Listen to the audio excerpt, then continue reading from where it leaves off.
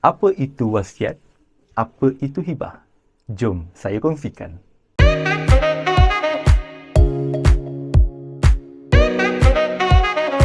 Hai, Assalamualaikum warahmatullahi taala wabarakatuh. Saya Ehsan dan insya-Allah pada hari ini saya akan kongsikan kepada anda satu topik ataupun satu perkara yang banyak orang di luar sana bincangkan berkaitan dengan apa itu wasiat, apa itu hibah. Banyak komen-komen yang kita terima memberikan pendapat berkaitan dengan wasiat, apa yang ada di dalam wasiat, bagaimana wasiat ini boleh disediakan, dan tak kurang juga ramai juga yang memberikan komen berkaitan dengan apa itu hibah, yang memberikan jawapan, memberikan pandangan. Jadi insya-Allah pada hari ini saya akan kongsikan kepada anda satu persatu apakah yang penting di dalam wasiat dan apakah pentingnya menyediakan dokumen hibah. Jadi sebagaimana yang kita maklum berkaitan dengan wasiat ini adalah satu dokumen yang bertulis yang disediakan oleh orang yang masih hidup berkaitan dengan hasratnya ataupun keinginannya tentang satu tanggungjawab ataupun amanah berkaitan dengan hartanya sesudah dia meninggal dunia.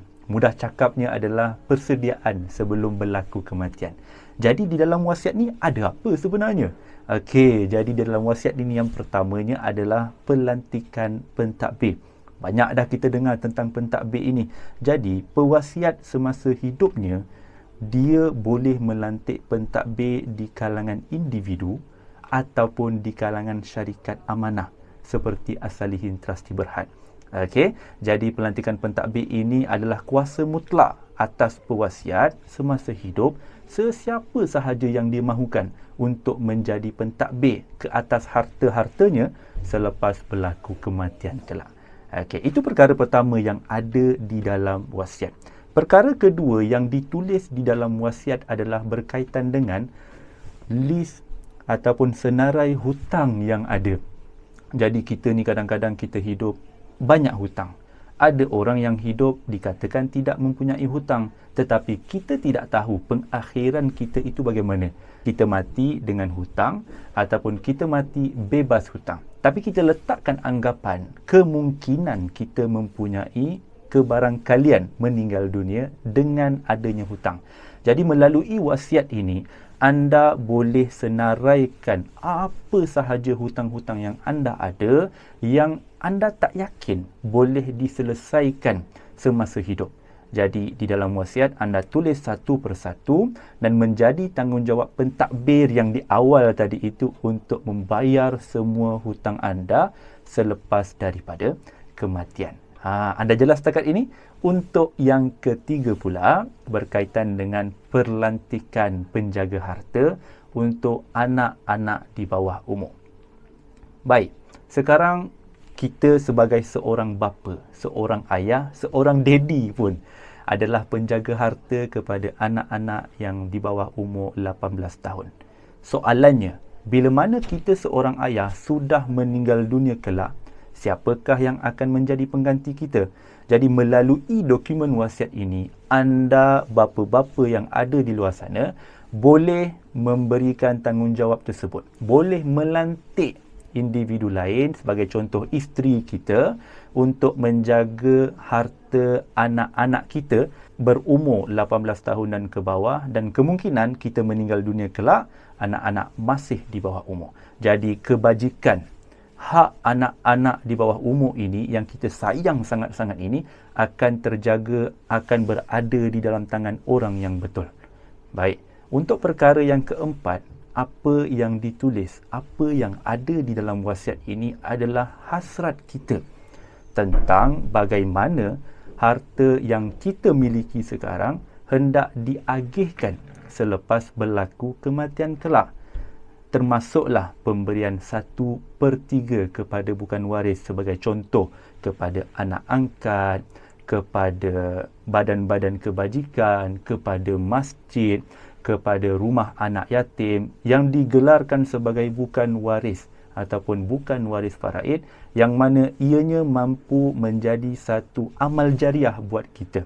Jadi anda jelas menulis wasiat ini bukan semata-mata tentang mengagihkan harta, tetapi ianya lebih daripada itu, iaitu melantik pentadbir, membayar hutang, melantik penjaga harta, dan yang keempat, hasrat pemberian, pengagihan harta yang kita kumpul sekarang ini, bagaimana cara hendak diagihkan. Namun, hasrat di dalam wasiat ini masih tertakluk kepada persetujuan waris-waris faraid kita. Bila? Bukan sekarang, tetapi selepas berlaku kematian di pihak pewasiat kelak. Jadi, bila mana anda mempunyai hasrat untuk memberikan sesuatu yang lebih kepada mungkin isteri, mungkin anak-anak, mungkin anak angkat ataupun sesiapa sahaja yang disayangi, di situlah timbulnya cara ataupun ruang yang diberikan kepada anda untuk sediakan dokumen hibah. Jadi dokumen hibah ini kita perlu faham. Ianya adalah satu dokumen yang fokusnya hanyalah kepada pemberian. Okey, sesuatu aset kepada sesiapa yang kita sayang. Fokusnya adalah kepada pemberian. Saya ulang sekali lagi. Jadi pemberian ini adalah sesuatu yang bersifat mutlak, yang mana digelarkan sebagai hibah itu tadi, pemberian ataupun hadiah ini yang tidak boleh ditentang mahupun dicabar oleh waris-waris yang lain. Jadi, ianya adalah saling melengkapi. Wasiat lebih kepada aspek pentadbiran, semua orang perlu ada wasiat.